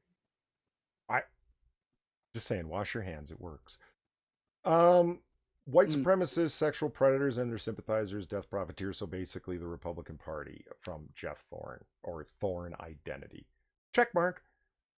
Listen, white folks who aren't losing your shit about the relatively minor demographic shifts in the USA, can you please check your brethren who are freaking the fuck out? We, by definition, can't influence them. And they're poised to burn this country down rather than actually share. I mean, I guess I could break apart that guy's tweet and just we by definition can't influence them. What? Why? Why? Because you're POCs? Is that why? Because you have no institutional power? Like the last president had no institutional power? Is that why there's no influence? And all the white people that voted him into office? What are you talking about? No? They don't. They're indifferent to our military. They hate POC and LGBT people enough to burn this country down rather than stand on equal footing. As long as Trump's screwing them, he could shoot his wife on the White House lawn and they wouldn't blink. Okay, you know what's funny about this is I'm like, who is this guy? Was my question. You're writing comics and you're on In the Heat of the Night, some show I'm vaguely aware existed, but I've never watched. Excuse me. So, was he on that show or did he work he behind the was on scenes? As officer, somebody or other. Hold on. Oh. Avengers Assemble Librarians, producer Jeffrey, blah, blah, blah, blah, blah. Thorne, who starred in The Heat of the Night as Officer Wilson Sweet. Oh, he got fat. Yeah. Wow. So now what kills me about this is that because I was thinking, who the fuck is like, man, like this strikes me reading it as some notice me, like it's sort of stuff, right? Because it's just like, what the fuck are you ranting about? You sound like me when I'm pissed off at people like you. And I saw this. 2? You had 2 likes on this tweet? 2? So I go to his Twitter and look, the guy's got like 47,000 people following him. And like, now, this is what's fun about being like having a relatively microscopic channel like I have and having a relatively microscopic following on Twitter like I have. When you could say, I get more likes than you. Like it becomes an awesome insult. Yeah. Like, you know, it's like, Jesus Christ, Yeah. I do better than you. I really do. I get more likes and retweets than this fucking guy. And you write Marvel Comics? Like, no wonder you're so desperate screaming about Trump shooting the first lady and shit. You're just dying for someone to fucking notice me. Like, fuck off, man. I'm not even going to deconstruct what you're saying and tell you why you're wrong. There's not enough people listening to you for it to matter. Get fucked. Yeah, honestly, we're probably amplifying his voice here. There are, Yeah, you know probably. what, Jack, you're all the right. There are more people listening to this miniature stream right now than read this guy's fucking tweets. We are literally amplifying this man. So, okay, unlike the Mary Sue, though, Polly, this is actually punching down. I still say we're punching down on the Mary Sue. I hold to that. No, unfortunately, we're not. I want to get to the point where we would be punching down to the Mary Sue. All right, we put it off long enough. Let's go check out the superhero known as Safespace. Yes, Snowflake right, and Safespace. Seriously, if you don't, hold on, Chris. If you haven't heard about this, just everybody, remove breakable objects from your near sight. If you have a seatbelt, put it on. If you're driving, stop. Okay. Yes, this is your trigger warning, kids. Marvel Comics introduces new non-binary superhero called Snowflake as part of the woke New Warriors lineup. Really? Snowflake is the non-binary one. I thought it was Safespace. All right. Oh, no, that makes Marvel Comics sense. released a brand new trailer introducing their New Warriors lineup that includes a new superhero called Safespace as his non-binary twin called Snowflake. New Warriors writer Daniel Kibblesmith introduced the new team in a... Kibblesmith? You have got to see that guy. Like... he's like, soy. You throw out jokes about people being, oh, this guy's so beta, he's so soy. Go look at that guy if you want. Like, really, it looks like if you punched him, he'd just turn into dust and fall apart. He is Captain Soy of the Starbucks Brigade. The big old soy mouth. I want to put this out there early, just in case. Okay, so I can say it. I think we might be being trolled, gentlemen. I don't, because they solicited this cover already. I mean, I'm not beyond thinking that they might publish an entire, because I don't care what they publish. They know it's all going to end up in the bottom of a bird cage or wiping someone's ass. They don't care. Toilet paper shortage. What are you talking about? Marvel Comics has been publishing for years. You're right. Well, that's an extreme premium for toilet paper. That's all I gotta say. It'll be like a $2 No, this is going to be like a $5 at lunch issue. Says, is this from the Babylon Bee? No, it's not. It's not at all. It's not. Yeah, this Reaper's is real. not wrong. This probably is the 4th time he's heard it. Okay. I know I bitched about it earlier. Look, it's going to be everywhere because people are pretty fired up about it. Well, let's put it this way, okay? Lol. Okay, yeah, we can laugh. All laugh at Snowflake and Safespace. Yeah, that's funny. It's a little on the nose. The thing that really pisses me off, though, is what's the other one? The guy with internet powers. The meme obsessed screen time. Yeah, screen time. That his literal superpower is internet superpowers. New Warriors writer Dan Soysmith introduced the new team and a detailed premise of the upcoming series. Quote, My editors on the previous books that I'd done, like Loki and Black Panther vs. Deadpool, asked if I'd be interested in doing a New Warriors tie-in that actually poses them as authority figures in this conflict instead of the rebels, and I really liked the attention of that. Kibble Smith details that Marvel Comics will be introducing a new team of New Warriors, blah, blah, blah. So because the New Warriors are authority figures in this story that have been mentoring New Warriors who are under 21 and the subject to the laws that triggered the outlawed event, the new law is making it illegal to be a vigilante under the age of 21. Speaking with Marvel.com, Kibblesmith added, I wanted to have teen characters who felt as now as the New Warriors did in 1990. The New Warriors have been zeitgeist characters from the beginning. You get edgy skateboarding Night Thrasher in the 90s and the reality TV team in the 2000s. And now in 2020, we have New Warriors who have never grown up without the internet. And one character appears to essentially live inside it. Yeah, no one knew where internet Trailblazer. Yes. Oh my God. Oh yeah, Trailblazer's awful. Trailblazer is awful. I love it. This is great. Her superpower is she has a bag of holding. No, we don't even know for sure it's a bag of holding. It's probably just where she keeps her insulin pump. Yeah. Look, that fat bitch is shown running ahead of the group on some of the scenes. There's no way. What are they all like? All right, we don't want to get next to her because she might try and eat us. Come on. And their backgrounds are so fucking lame. Okay, so Trailblazer gets her powers from being like a foster kid, and she helps old people, and somehow she's got this magic backpack. Oh, no. See, that's her background. She doesn't have superpowers. She just has a magic backpack. Yeah, it's fucking dumb. Yeah, and I love her fanny pack. It's so now, guys. That's the insulin. It's so now. You know, all those people wearing fanny packs in the now. Look, that whole outfit's just a clash of colors, hideous to begin with. But I mean, look at that profile shot. It looks like a Cro-Magnon. Yeah. I mean, that looks. Honestly, this looks like somebody was. How can I troll COVID. The generation and the woke crowd? COVID. You okay there, COVID? All right. Frosted pointed out that Trailblazer was introduced in Craven's Last Gun.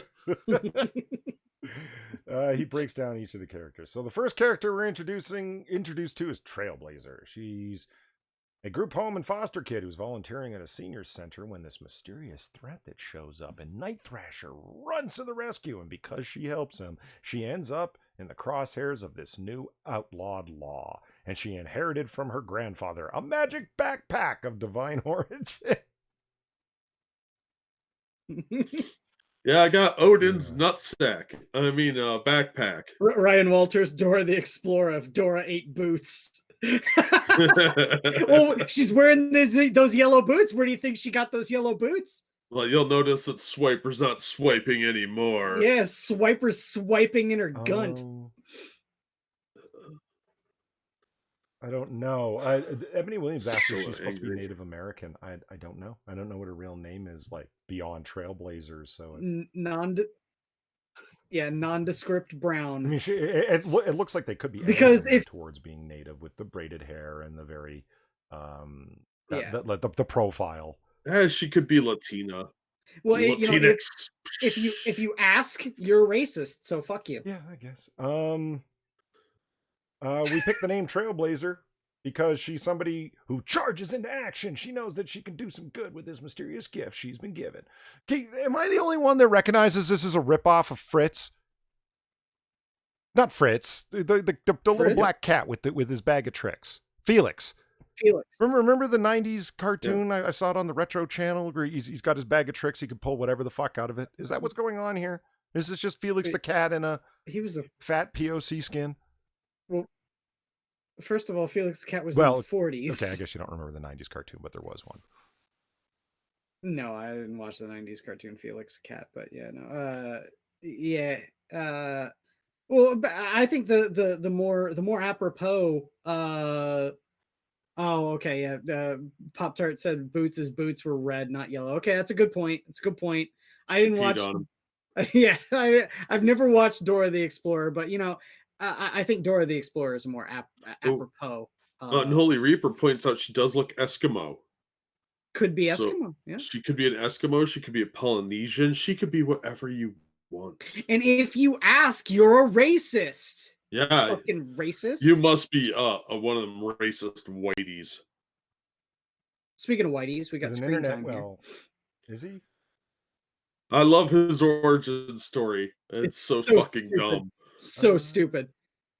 This is the one that angers me. Of all the ones, this one angers me. He's an internet kid taken to its sort of logical conclusion. As a youth, he was exposed to his grandfather's experimental internet gas that was patched him permanently into the World Wide Web. That just sounds like his gas. Yeah, his grandfather farted on him while he was in a chat room. And he's like, "Oh, that's my internet gas. Breathe it in, boy. It'll give you superpowers." Well, you know, go out and stare at the sun. It gives you superpowers. So The word screen So time fucking stupid. is only sort of used in a restrictive sense. What? And because we are doing a story about What? teenage rebels, a lot of the names are about teens fighting against labels that are put on them. So with screen time, we like the idea that he was that he has infinite screen time. What?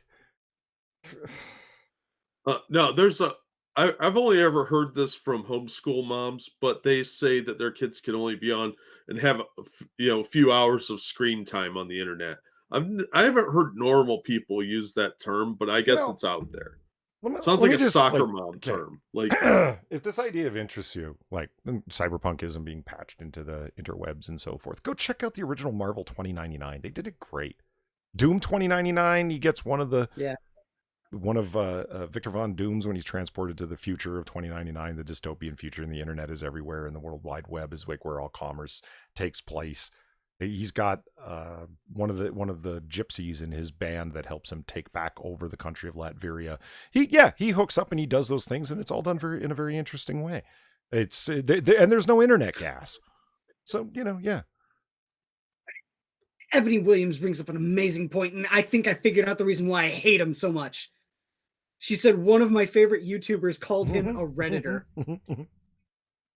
oh, It suddenly makes so much more sense. Oh, shit. Oh, and by the way, hello, Pop Tart. I know you've been here for a while, but I'm just saying hello now. I'm like that. And then here we go. Let's just get it done. And then he introduces Snowflake and Safespace, who are twins. I don't know. This blue and green's kind of binary. It's upsetting me. Blue and I pink. say? magenta. Green. Really? Well, I'll take Yeah, that. you said green. I'm fading Drugs fast, are kicking guys. in, I'm not gonna lie. Yeah, Cocaine's a hell of a drug. So blue and green, yeah, it's too binary for me. Anyway, Snowflake and Safespace are twins, and their names are very familiar to screen time. So those on the internet are very familiar with snowflakes and Safespaces. It's true. Yeah. It's this idea that these are terms that get thrown around on the internet and they don't see as derogatory, to take those words and kind of wear them as badges of honor. They don't see as derogatory. What the fuck is that sentence? No, they're trying to flip the script. This is subverting expectations. They're embracing the terms like, oh, just because somebody needs a safe space doesn't mean that they're bad. This guy's power, instead of creating force shields around people when they're in danger, it should be producing like little fluffy kittens while he sits and does the comfort rock, as I said the other day. These names are fucking stupid. Her powers are to throw snowflake-shaped shuriken. That's fucking dumb. Even gay Iceman. Even gay Iceman is cooler than that. Yeah. And they are way too touchy-feely for twins. I'm sorry. Are these the Wonder Twins just soyed the fuck out? Is that what I'm seeing here? Yes. Yeah. Soy powers activate. Safespace is a kind of big, burly, sort of stereotypical jock. Oh yeah, the pink hair. It's a dead giveaway. Yeah. Yeah, the tight little bicycle short onesie things he's rocking. Very jock-esque. Yeah. It's very stereotypical. He's one of the most hardcore dudes at the gay dance off. Snowflake is a non-binary and goes by they, them. Snowflake has the power to generate individual crystallized snowflake shurikens. The connotations of the word snowflake in our culture right now are something fragile. And this is a character who is turning it into something sharp. Snowflake is the person who has more offensive power. Safespace is the person who has a more defensive power. The idea is that they would mirror each other and complement each other.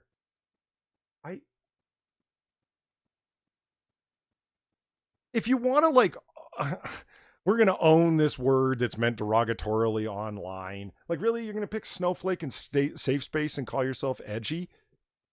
Like, seriously, no, it should have been faggot and Nazi. No. Go hard. No. King Chong and N-word. Yeah, you know, I could write one of these characters, and Marvel, pay me. I'll give you one. Triggered. It becomes the new non-binary Punisher, running around just fucking mowing down everyone who says, "Lol, are you triggered, buddy?" Frank there you go. Hire me, Marvel. Just hold on. Frank Hubbard says your stream isn't showing up on YouTube. I hope that doesn't mean that it's just. Oh, no. I hope that means it's just not showing up in people's notifications. Which a bunch of people have said. But like, is it actually watchable? Yeah, I'm assuming so, since people are commenting in chat. Yeah, I'm watching it right now. It's fine. And I say the not showing up in recommended feeds, or like, you know, that you've gone live, that happens all the time. I never get a notification for you. I was wondering if it's maybe because I put the word Corona in the title, but I was clever. I replaced the O's with zeros. Yeah, I got a notification about 20 minutes ago that we're live. I don't think that was clever at all. I'm pretty sure their algorithms are bullshit by now. Yeah. B negative. Oh my god.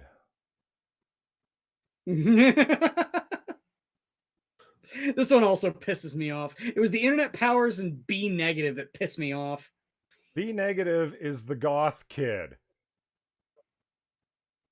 I've never seen a goth kid that looked like a bondage queen like that. This is terrible. It's like soy Morbius. Like, it just. Oh, Morbius plays a part in his origin, too. When he was a baby, he got a rogue life-saving blood transfusion, we assume from Michael Morbius. And now he has very similar look and very similar vamp. That is not a similar look to... No. Well, no, okay.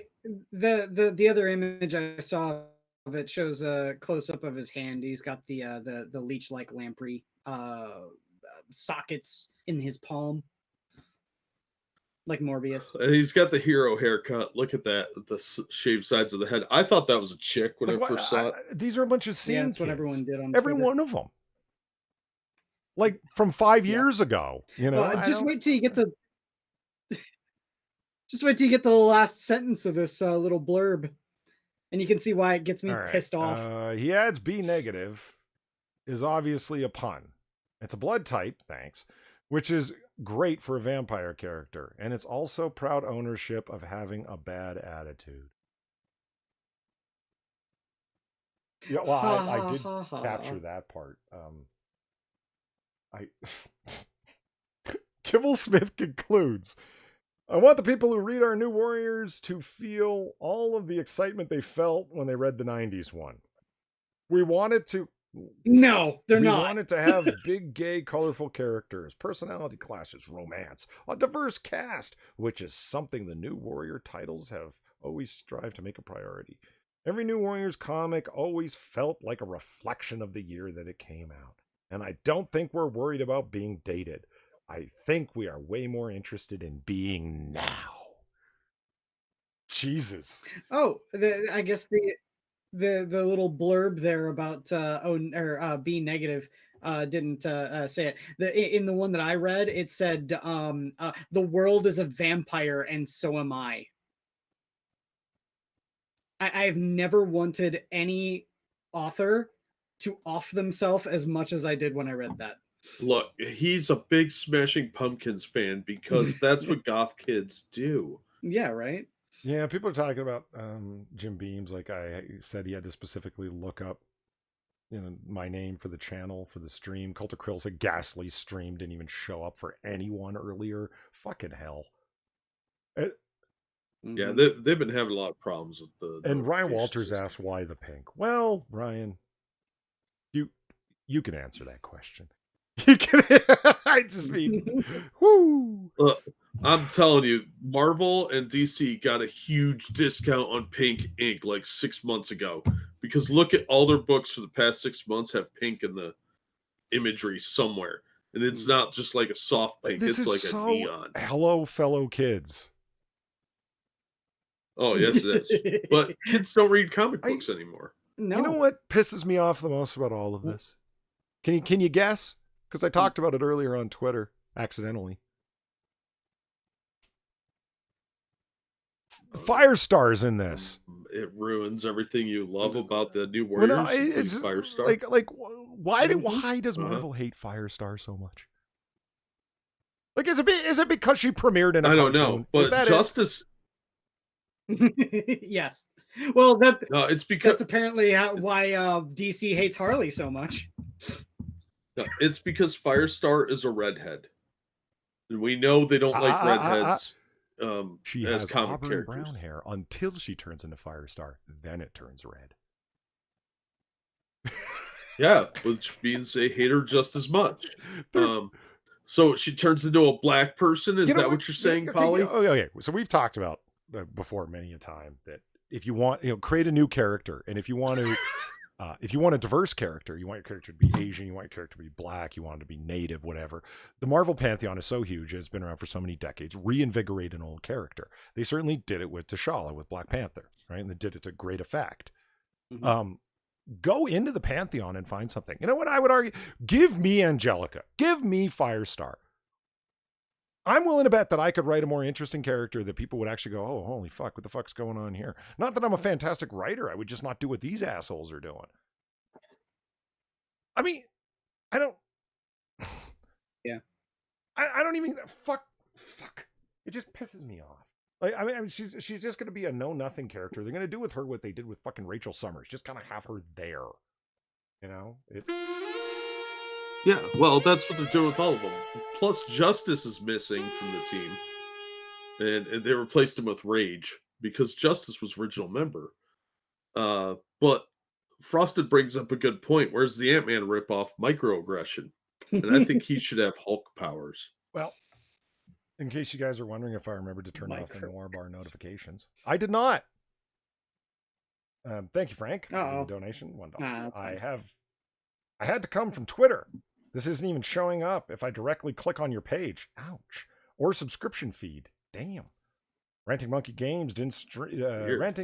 game stream didn't show up for me for 2 hours either. Jesus Christ. Now, I know that everybody got the notification in their creator studio on YouTube that because of the coronavirus, they've got less manpower and they're blah, blah, blah. Okay. Maybe that's what's going on. No, they've been doing this for a while. No, my channel monetization. All right, I don't have that. Anyway. So let's see. Did we cover all the articles? Yes, I think we did. It's time to move on to pitches, gentlemen. We'll see if I can remain vertical for the remainder of it. Endeavor to do so. Let's see. Digging this. I actually have to. It's a perfectly cromulent word. Yeah, Miss Marvel's ruined that word for me. Good point. To just blatantly stealing from The Simpsons is just lazy. Let's see. Are one of you guys ready to go? Because I actually have to pull up my stuff and things. Yes, I am. What the hell? Oh, it's under volume 1. All right, Chris, you ready to go? Sure. All right. So my pitch is written by Judd Winnick, penciler Manuel Garcia, inker Steve Bird, colorist Guy Major, letterer Clem Robbins, and editor Bob Schreck. My pitch is specifically Green Arrow 32. This is in volume, oh god, 3? Yeah, it's volume 3. Starts off with Kevin Smith's run for the first oh god, how long did Kevin Smith run? It was like 15 or 16 issues. It was actually pretty good. This one is actually on the heels of a major event that involves Black Lightning, where Oliver is on a sort of break from being with Black Canary, and sleeps with Black Lightning's daughter, only to have later on, due to some political intrigue with the mayor of Seattle, her end up getting killed.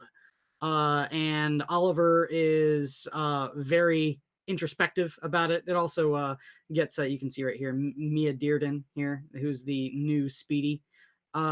She gets injured in this, so it gets to the point where Oliver is being very indoorsy and brooding, and tells Roy Harper to take his son, Connor Hawk, out on the town, get him out of the house, so that he doesn't lose his shit over Mia.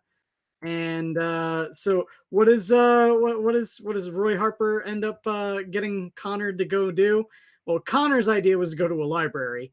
And yeah, Roy's was to go to a strip club.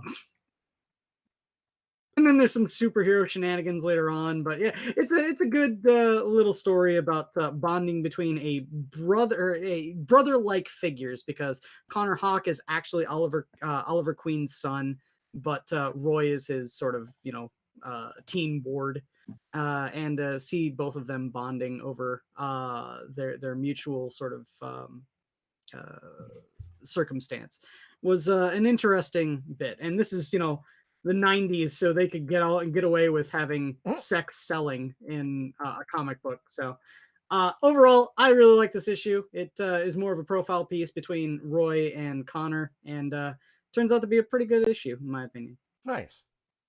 Why is your taskbar red? Because I have the entirety of my Windows 10 is in night mode, and the other color in the night mode is red. Huh. Okay. Fair enough. Jack, are you ready to go? Alrighty. Yeah, let me just pull up the screen share. And boom. I'm pitching Mighty Morphin Power Rangers Teenage Mutant Ninja Turtles. It's issue 1. And as you can see, there are some Power Rangers, and here's some Ninja Turtles. Pretty fucking riveting, right? This is the stuff good reviews are made of. Well, it is, isn't it? So the Turtles are fighting some foot soldiers on the roof, and one of them manages to beat Raphael. I like that on one-on-one. That's dynamic. Sorry, go ahead. It's a little abstract for my taste, but it does work really well for action scenes, and there's a lot of them in this. And Raphael gets really upset. The city's got the Spider-Man masks where they emote with their faces, which kind of works for it, because otherwise they look kind of boring. But the guy that beat him was named Tommy. Well, you go over to cut to the Power Rangers, who are complaining about always saving the world, and Tommy's missing from their team, and it turns out same guy. So why is he working for the Foot? It's a pretty interesting, because Kimberly confronts him, but we don't really get any answers, and it causes a fight between the Turtles and the Power Rangers. And this takes place in an alternate universe where they exist in the same universe. So the Turtles know who the Power Rangers are, but the Power Rangers don't know who the Turtles are, so they think they're some of the constructs from Rita. Now, I'm not a huge Power Rangers fan, but the comics have been really good, and this is written by the same guy that wrote the Mighty Morphin Power Rangers comic, Ryan Parrott. So he's obviously a huge fan of the Power Rangers, but he handles the turtles really well as well. So I thought this was actually a surprisingly good story. There's a lot of ins and outs, and this is only issue 1. There's 4 issues out now. I'm a little behind on reading 2 and 3, but this issue was really good. There's a lot of intrigue. The action scenes were really well done, and I thought the art style really worked for it. It's not a style I prefer, but it did work for the storyline. And you can tell who everyone is, but it's very dynamic, very action packed. All around a pretty good time. So there's some really cool sequences. I gotta say, I really like the turtle designs. I really like the jagged, very emotive lines on like their masks and stuff. Yeah, it looks dumb at first when you're like, come on, but it does work for it, and it really helps you kind of get an idea of like tension and emotion, that sort of thing. So I actually grew to not mind the art, and there's some scenes with the foot sneaking around, and it's really well done. So I'm going to give this a solid recommendation. I thought it was a fun story, and if you like the Turtles or the Power Rangers, you'll get a kick out of this. And like I said, I'm not a huge Power Ranger person. I didn't grow up with them. I'm way too old for that. But I can see why people like them. And they definitely, this guy really knows the Power Rangers. He probably grew up with them. So his comic run on Power Rangers has been really good. And he obviously has a love for the characters, like I said. So, but he seems to understand the Turtles as well. And rumor has it they're going to do a big like power swap with the characters later on. So you're going to see Power Ranger Turtles. I was gonna say I'd like to see the turtles in Megazord. Yeah, I mean, it sounded fun. So the whole thing is just good old fashioned comic book crossover fun. And it's the type you don't see very often. But it's from Boom and IDW. IDW has been doing really well lately for their comics, and Boom's Power Ranger series has been highly recommended, not just by me, but by a lot of other people. So give it a chance if you're looking for some superhero action, because I think this is a good alternative that needs supported as an alternative to Marvel's nonsense Safespace and Snowflake crap. So give it a shot. Screen time still pisses me off more. Yeah, well, the whole thing pisses me off. Don't worry, screen time will probably get eaten by Trailblazer. Yeah. Till Greenpeace pushes her Weird. back Each in the individual ocean. piece of art looks like a individual cell from an animated series. That was my... Yeah. Yeah, that's how I saw it too. Once you use that perspective, it's a lot more amenable when you're reading the book. But I was shocked by how good this book was. Again, for me, like the turtle designs just looked really fucking cool to me. To me, it was like a darker, edgier version of the turtles, and I kind of like that shit. Yeah, seriously, check it out. It's pretty cool. Like issue 4 just came out. I've got the first 3 here, and I haven't gone to the comic shop to pick up issue 4. But I'm excited to read 2 and 3 now. So I haven't been excited about comics in a while. It takes a lot to, with all the comics I read, it takes a lot to be like, oh, I gotta read that next issue. All right. Hold up the issues. I'm going a little wacky this week, on purpose. Because I was thinking about reimagining of characters, and it's like, because a bunch of characters for the past couple of years have been reimagined, and they suck in their reimagined form. And when, especially, what were the junior X-Men called that are all just rip-offs of Cyclops and Gambit and Children of the Atom? Children of the Atom. That's what made me think of these comics. It's like, you could reimagine stuff and do it like super cool. You don't need to make it suck. Here's a stark example of that I can think. This is Teenage Mutant Ninja Turtles. Issue 31 and 34. They ended up being spaced apart from each other to tell the same story because it took the artist a while to get through it all. These comics are fucking crazy. Reimaginings of what the Turtles would be like in a different universe, so to speak, right? Look at the art. It's nuts. It's all super deep and crazy. Like Shredder is Oroko Saki, and he's basically the same character, but he's so much more deadly serious. He's locked in this lifetime soul battle with the turtles, and he will destroy them for his the honor of his ancestors. It is darkness born of light. It is time. Bring the potion. Like it's all like super deep and weird and fantastic. Look at Splinter. It's like this crazy ninja guru character, and it's so worth reading because it's just such a wild take on the Teenage Mutant Ninja Turtles. So anyway, they end up in this spiritual battle, and then they're going to fight it out on the field of battle because we can't beat each other spiritually. It's almost like they're Jedi fighting it out, like a Jedi and a Sith or something. So fine, I'll bring my warriors to the field of battle, my sons, the Turtles, and you bring your Foot Clan to the field of battle, and we're going to fight it out. And they do. There's the snow-capped mountain where they fight out. Look at the turtles. Look at their design. It's crazy. The Foot Clan jumps out of nowhere, and they enter into this big battle. Michelangelo gets his fucking hand chopped off. Deep shit. Which leads us into the next issue, book 30. No, not 34, 35.